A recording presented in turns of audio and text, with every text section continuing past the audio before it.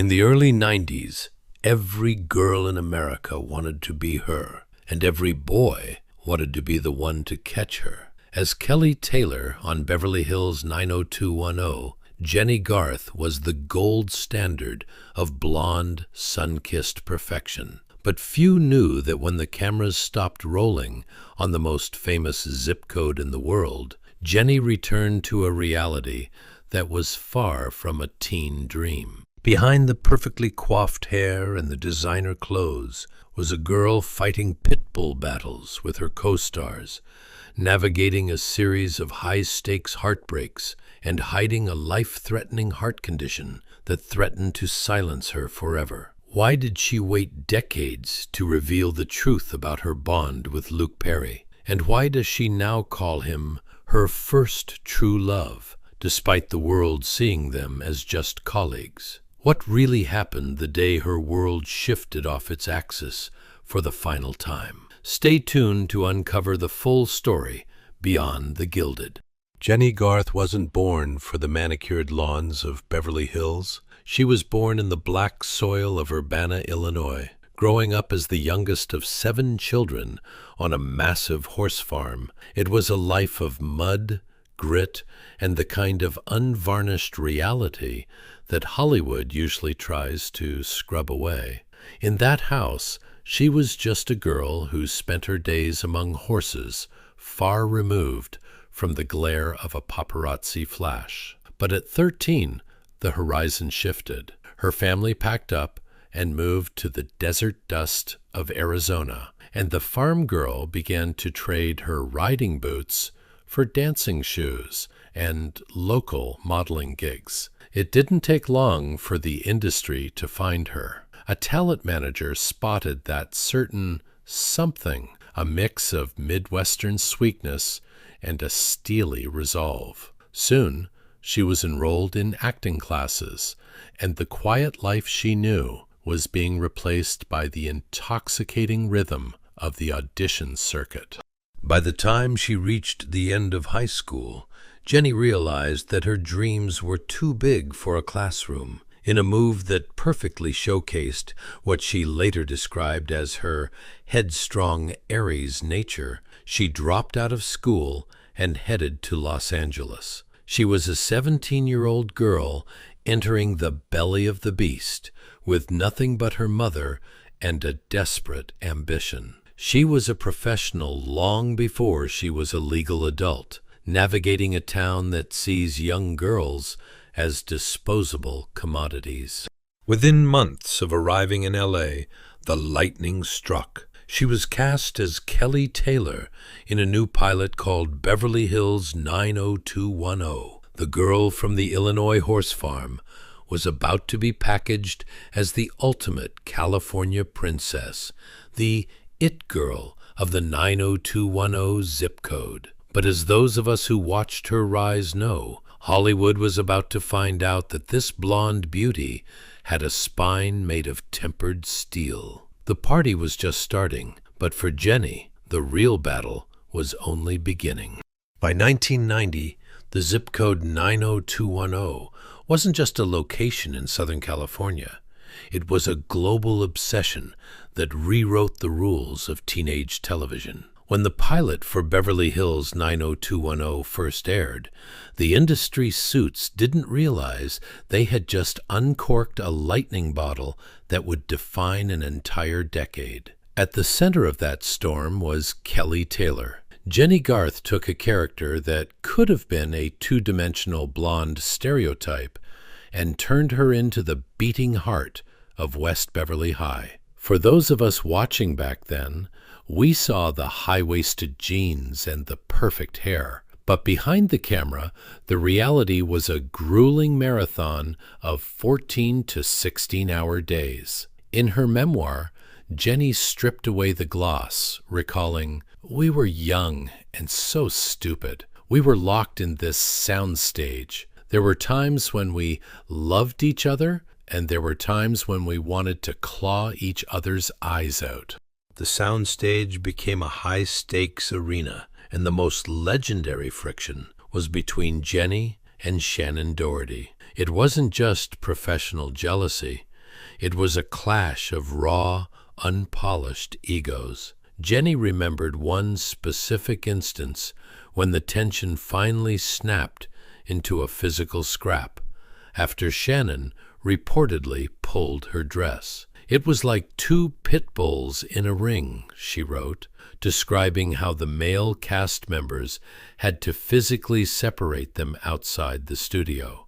She saw Shannon as a firecracker with an irresistible, commanding energy, while she herself was the headstrong Aries who refused to bow down. The writers, ever the scavengers, realized that this real-life vitriol made for better television, and they began mining their resentment to fuel the Team Kelly versus Team Brenda rivalry that split a nation.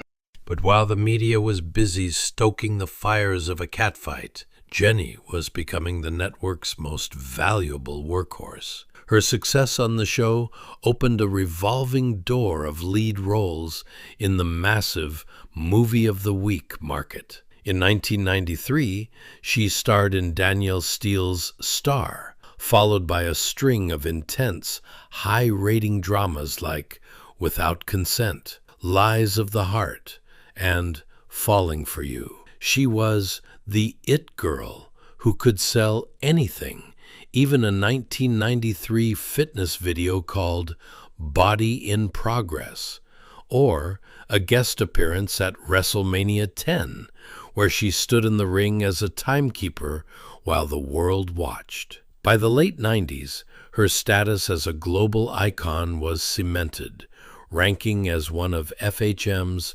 100 sexiest women 2 years in a row. Yet, amid the chaotic roar of the 90s, Jennie found a sanctuary in a man who looked like a 1950s rebel, but carried the steady spirit of a veteran. Luke Perry wasn't just her co-star. He was the man who kept her from being swallowed whole by the machine. Luke was my protector, she later confessed. In a world that was suddenly very fast and very scary, he was my lighthouse. He was one of the few people who looked at her and didn't see Kelly Taylor. They shared what she called a shorthand, a quiet, soul-deep connection where words were unnecessary. They could sit in a room in total silence, a luxury Jennie couldn't find anywhere else in Hollywood. As the decade drew to a close, Jennie's personal life underwent its own series of seismic shifts. In 1994, at the peak of the mania, she married her first husband, Daniel B. Clark, but the marriage couldn't survive the pressure cooker of her schedule, ending in 1996. It was during the filming of the 1996 movie, An Unfinished Affair, that she met Peter Facinelli. The chemistry was instant and undeniable. By 1997, while she was still navigating the complex story arcs of 90210, she was also navigating the birth of her first daughter, Luca Bella. By 2001, Jennie Garth seemed to have officially negotiated her way into the kind of stable, high-rent adulthood that usually buys a person immunity from the Hollywood whirlwind.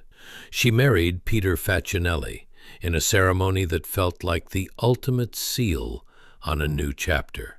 By 2002, she was anchoring the WB sitcom What I Like About You, playing Valerie Tyler, the grounded, responsible older sister to Amanda Bynes's high-energy Holly.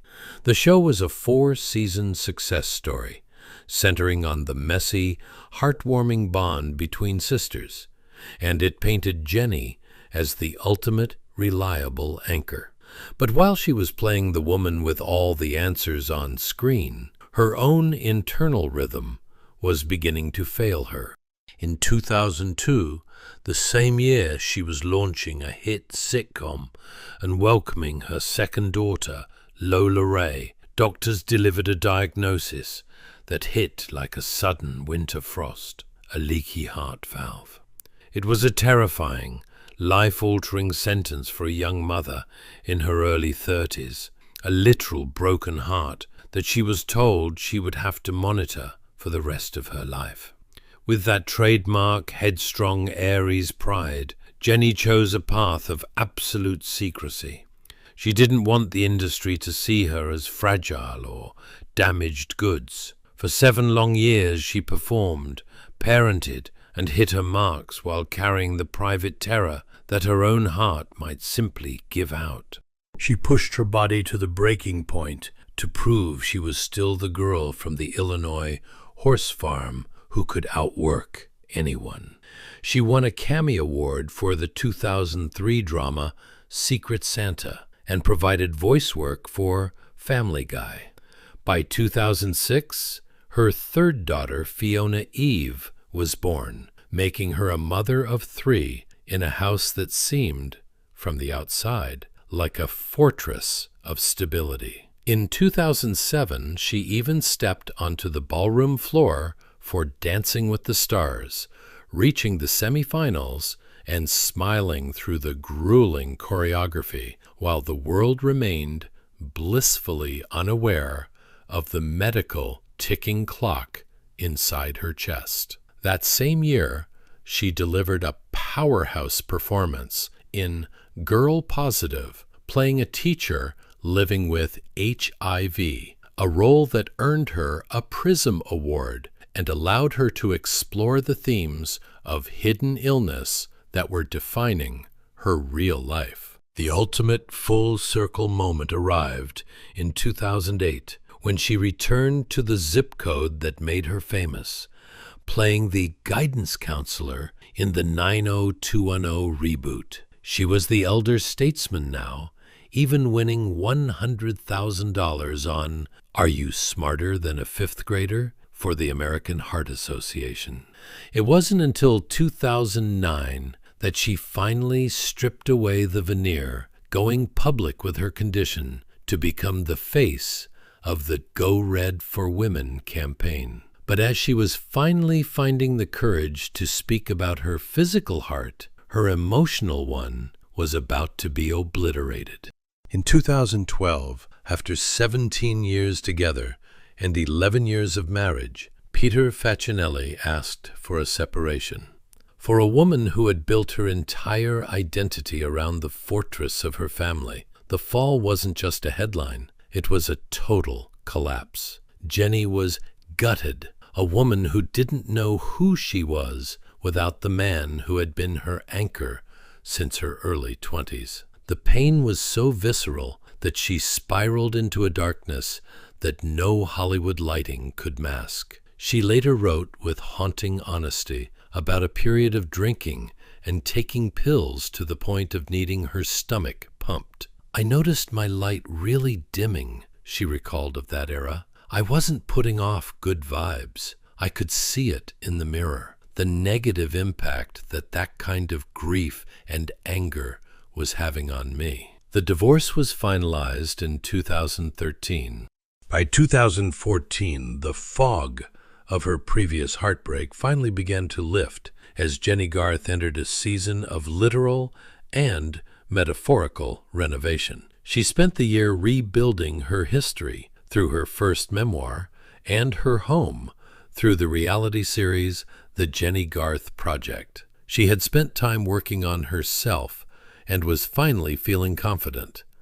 When a friend suggested a blind double date in December, Jennie agreed, viewing it simply as a chance to practice dating. She recalled thinking, I don't need it, I don't want it, and there it came. Before the date, she famously Googled her suitor, Dave Abrams, and was horrified to find the profile of a Chippendales dancer. But when she arrived at the restaurant and met the real Dave, she found a man who wasn't a stripper, but was refreshing and to the point. He made her laugh almost instantly, and they shared a kiss before the night was over. The relationship moved at warp speed. By July 2015, they were exchanging handwritten vows at her Los Olivos ranch. Dave, an actor himself, was struck by the sight of his bride, later admitting, "When I saw Jennie in her dress, nothing else mattered.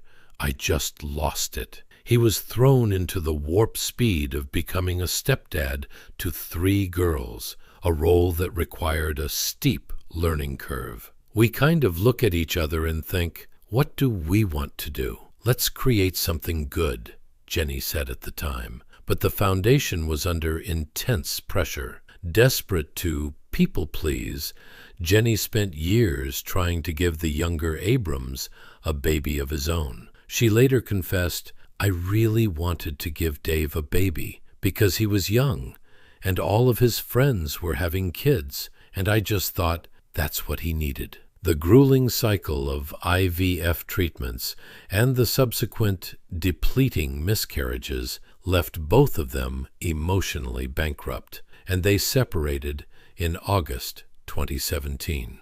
Then came the ultimate 21st century Hollywood gut punch. In April 2018, Jennie found out that Abrams was officially filing for divorce by reading a TMZ alert on her phone. In a town where a headline usually marks the final word, Jennie and Dave did something radical. They spent 10 months apart, engaging in what Jennie called separate learning. They realized that their rushed timeline had skipped the essential work of building a partnership.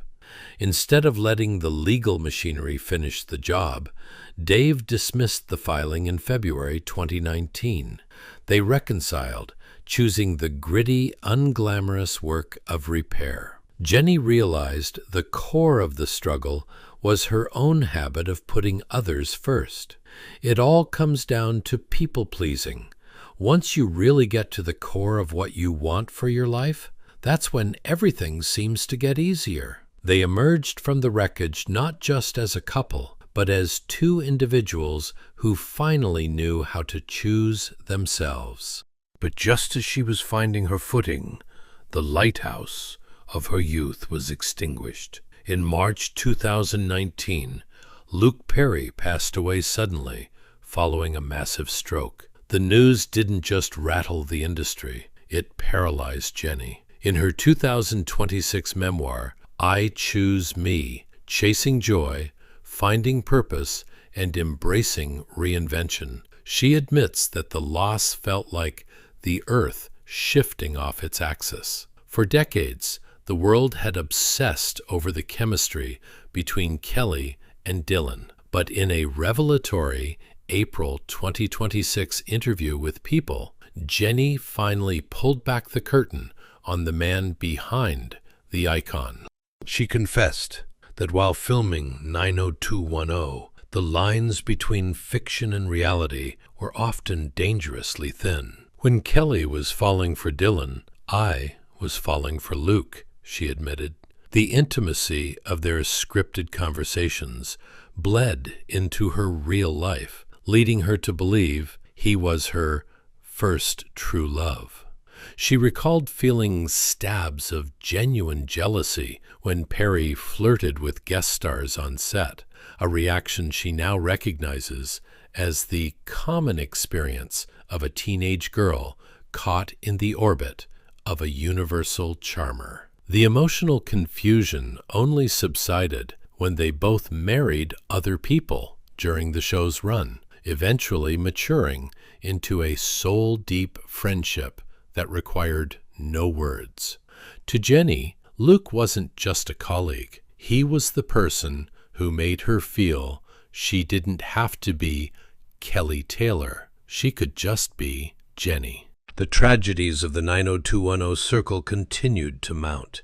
In July 2024, Shannon Doherty passed away at 53 after a long public battle with breast cancer. In the wake of her death, Jennie has been candid about the terrible position the industry put them in as young women. She reflected on how the media in the 90s pitted them against each other, praising Jennie's Midwestern values on one page, while promoting I Hate Brenda fan clubs on the next. Nobody was guiding us. Nobody was getting therapy, Jennie noted. She realized that their pit bull scraps were fueled by a machine that thrived on their conflict. Despite their early scraps, they reconciled years before the end, two survivors who finally realized they were on the same side.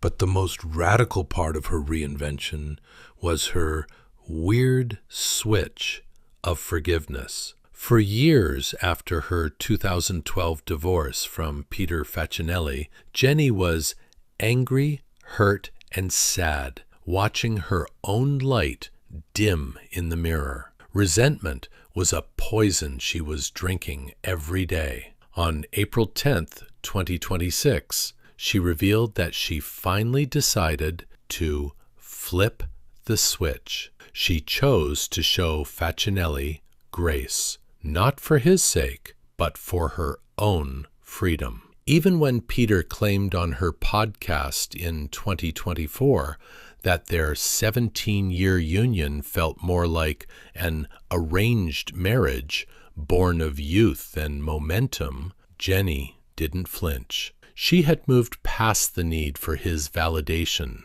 choosing instead to focus on their 3 daughters and her own happiness. Today, Jennie is happily married to Dave Abrams and running her fashion brand, Me by Jennie Garth. She proved that you don't need an instruction manual to survive Hollywood. You just need the courage to choose yourself. Her legacy isn't found in a love triangle, but in the grit of a woman who was gutted by fame and still found the strength to let the light back in. I want to hear from you in the comments. Do you think Jennie's switch of forgiveness is a lesson we all need to learn? Let's share some wisdom down there. I really do look forward to seeing you all in the next one.